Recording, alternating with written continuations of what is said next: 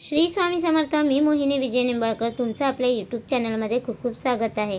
आजच्या व्हिडिओमध्ये आपण बघणार आहोत, आता चालू आहे मार्गशीर्ष महिना आणि या महिन्यात सर्व सेवेकऱ्यांना विनंती आहे की आपल्या घरी श्रीयंत्र असेल तर त्याच्यावर खालील प्रमाणे सेवा करावी। श्रीयंत्र हे लक्ष्मी नारायणाचे आसन आहे, त्यावर त्यांना विराजमान व्हावेच लागते, म्हणून श्रीयंत्र पूजनास अनन्यसाधारण महत्त्व असते। ऋणमुक्तीसाठी ही प्रभावी सेवा असून माता लक्ष्मीचा सहवास या सेवेमुळे निश्चितच आपल्या घरात होत असतो। आता मार्गशीर्ष महिन्यामध्ये दररोज श्रीयंत्रावर अभिषेक करावा। खालील स्तोत्र व मंत्र म्हणून अभिषेक करावा। पहिलं, ललिता सहस्त्रनाम स्तोत्र 1 वेळा वाचायचं आहे।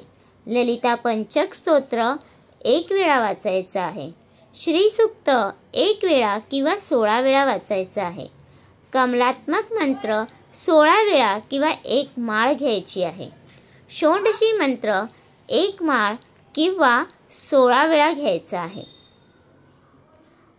मार्गशीर्ष महिन्यात श्रीयंत्रावर मंगळवारी, शुक्रवारी, पंचमीला, अष्टमीला किंवा पौर्णिमेला या दिवशी कुंकुमार्चन आवर्जून करायचं आहे। श्रीयंत्रावर कुंकुमार्चन का करावे? कारण श्रीयंत्रावर 108 पाकळ्यांवर 108 प्रकारच्या लक्ष्मी विराजमान आहेत। त्यात समृद्धी लक्ष्मी, सौभाग्य लक्ष्मी, संतती लक्ष्मी, आरोग्य लक्ष्मी अशा 108 प्रकारच्या लक्ष्मी विराजमान आहेत। करंगळी शेजारील बोट व अंगठा यामध्ये कुंकू धरून श्रीयंत्रावर अगदी बारीक कुंकू अर्पण करावे। खालील मंत्र व स्तोत्राने श्रीयंत्रावर कुंकुमार्चन करता येते। पहिलं, श्री सूक्त 1 वेळा किंवा 16 वेळा। ललिता सहस्त्रनाम स्तोत्र 1 वेळा। श्री लक्ष्मी गायत्री मंत्र 16 वेळा किंवा 1 माळ। कमलात्मक मंत्र 1 माळ किंवा 16 वेळा। नवार्णव मंत्र 1 माळ किंवा 16 वेळा। सिद्ध कुंजिका स्तोत्र 1 वेळा। 108 लक्ष्मी मंत्रच्या नावाने कुंकुमार्चन विधी ग्रंथामध्ये आहे।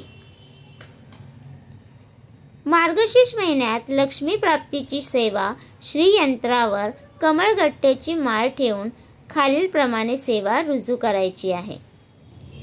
पहिलं, स्वामी स्तवन व 1 माळ श्री स्वामी समर्थ जप। दुसरं, श्री लक्ष्मी गायत्री मंत्र ह्याची 1 माळ किंवा 16 वेळा। श्री विष्णू गायत्री मंत्र ह्याची 1 माळ किंवा 16 वेळा। श्री कुबेर मंत्र 1 माळ किंवा 11 वेळा आणि श्री सूक्त 1 वेळा किंवा 16 वेळा। श्री व्यंकटेश स्तोत्र 1 वेळा आणि श्रीयंत्राला पांढरी फुले अर्पण करावीत। दररोज विष्णू सहस्त्रनाम पठण करावे। तर तुम्हाला हा माझा व्हिडिओ कसा वाटला प्लीज कमेंट करून नक्की सांगा। व्हिडिओ आवडला असेल तर लाईक करा, कमेंट करा आणि शेअर करायला विसरू नका। आणि तुम्ही अजूनपर्यंत आपल्या चॅनलला सबस्क्राईब केलं नसेल तर प्लीज जाऊन चॅनलला नक्की सबस्क्राईब करा, कारण आपल्या चॅनलवरती तुम्हाला आध्यात्मिक माहिती आणि स्वामी महाराजांचे व्हिडिओ बघायला भेटतात। तर भेटूया उद्या एका नवीन व्हिडिओ सोबत। श्री स्वामी समर्थ।